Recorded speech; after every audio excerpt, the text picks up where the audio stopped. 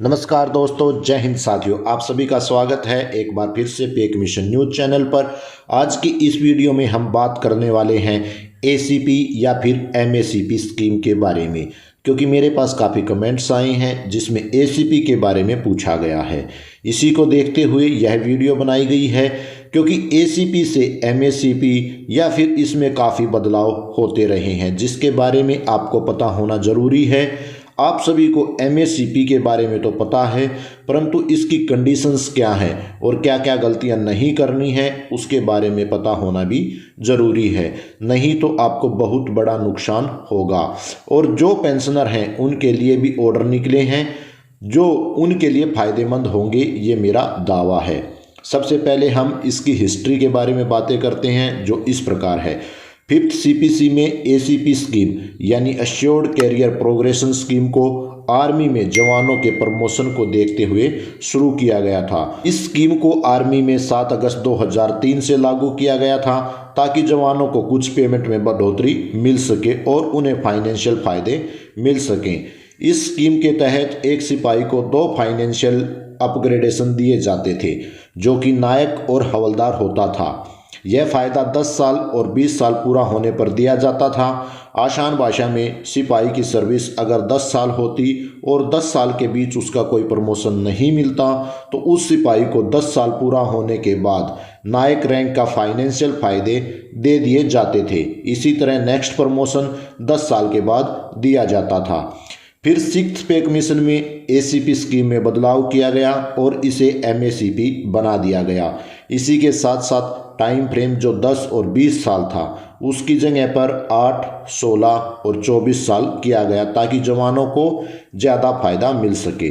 अब एसीपी को 1 सितंबर 2008 से लागू किया गया था, हालांकि पे कमीशन 1 जनवरी 2006 से लागू था।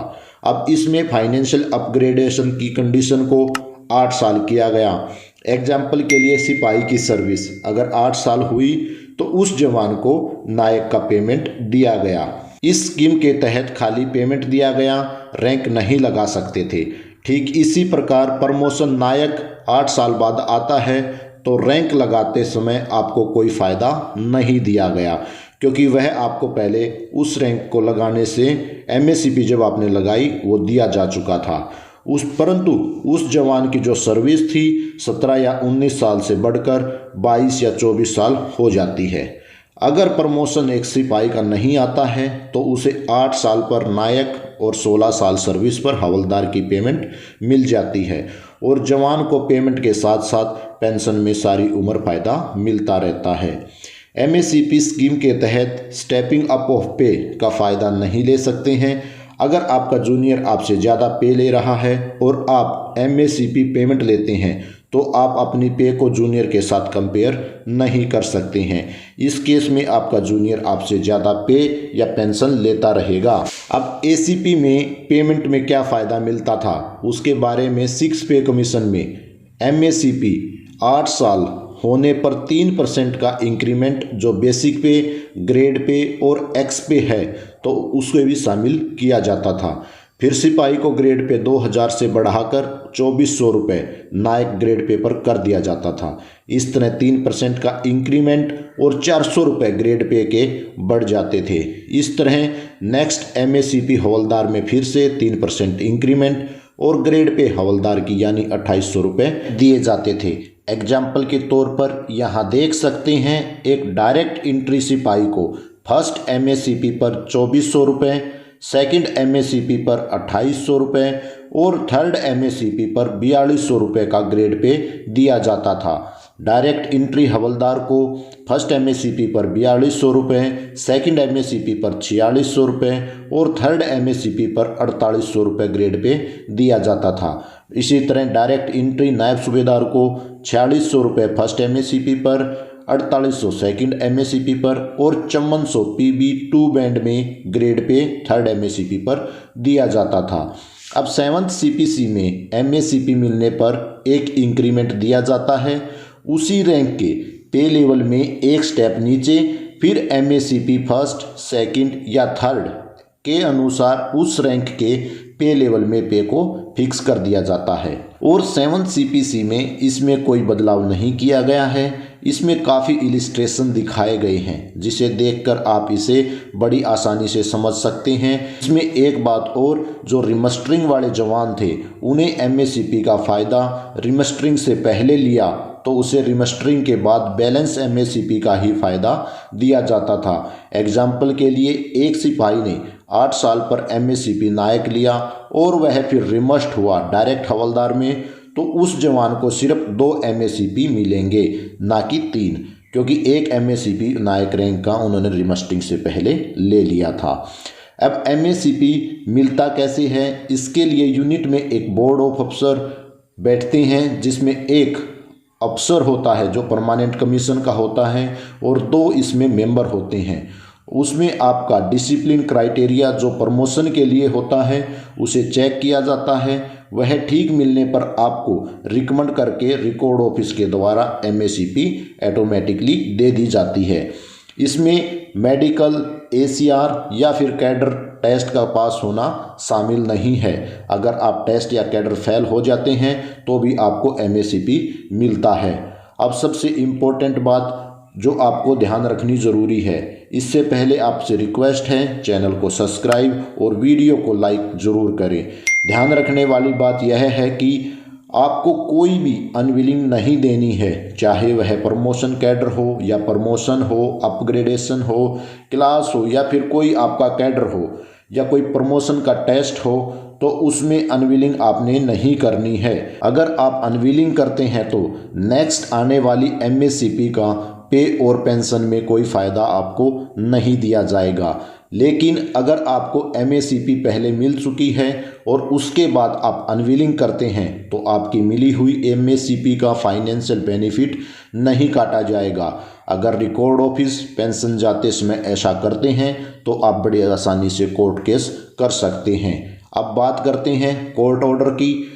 MACP के इसी विषय को लेकर 3 जनवरी 2022 को कोर्ट द्वारा अपने ऑर्डर में बिल्कुल स्पष्ट कर दिया गया है कि जो जवान अनविलिंग करेंगे उन्हें इंक्रीमेंट या MACP का कोई फ़ायदा नहीं दिया जाएगा। अब हम बात करते हैं सेना में MACP लागू होने के बाद बदलाव के बारे में, और कुछ ऐसे क्वेश्चन हैं जो सभी के मन में आते हैं। सबसे पहले हम जो अमेंडमेंट जारी किए गए हैं उनके बारे में बात करते हैं। 25 जुलाई 2018 को MOD ने अपने ऑर्डर जारी किए जिसमें MACP स्कीम को 1 सितंबर 2008 से जो लागू की गई थी उसे 1 जनवरी 2006 से लागू किया गया, जो आप अपने फ़ोन की स्क्रीन पर देख सकते हैं। दिनांक 4 नवंबर 2020 को MOD ने एक बार फिर से ऑर्डर जारी किए जो आप अपनी स्क्रीन पर देख सकते हैं। फिर PS डायरेक्टरेट आर्मी हेडक्वार्टर ने 19 नवंबर 2020 को इसके ऊपर अपने ऑर्डर सभी कमांड और कोर हेडक्वार्टर को भेजे, जिसमें बताया कि MACP को 1 जनवरी 2006 से लागू कर दिया गया है, जिसके कारण MACP पाने वाले जवानों को MACP रैंक या उसकी ग्रेड पे के अनुसार CILQ, HRA और HBA दिया जाए।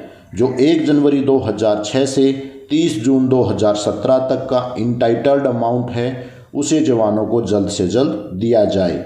ये 6 और 7 CPC में जो रेट थे उसके अनुसार दिया गया है। अगर आपको अभी तक नहीं मिला है तो आप अपने रिकॉर्ड ऑफिस में संपर्क कर सकते हैं। यहाँ कुछ क्वेश्चंस हैं जो आपके सामने हैं, उनमें आप देख सकते हैं, उसी के सामने उसके आंसर दिए गए हैं, जिसे देख आप MACP के इस विषय में बिल्कुल बारीकी से समझ पाएंगे।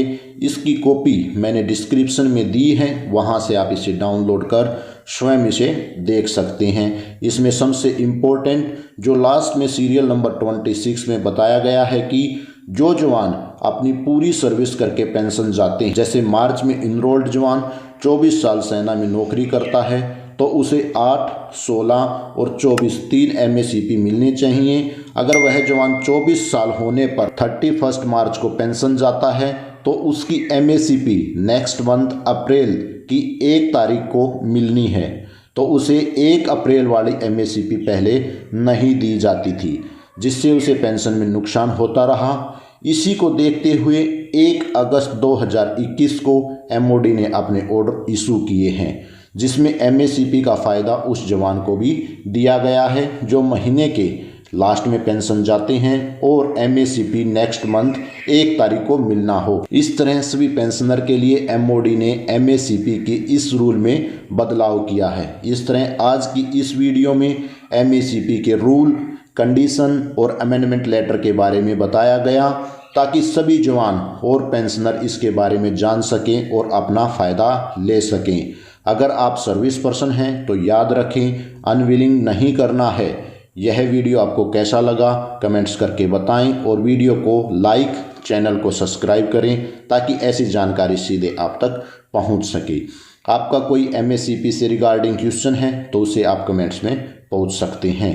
अंत में आप सभी से एक बार फिर से जय हिंद, जय भारत।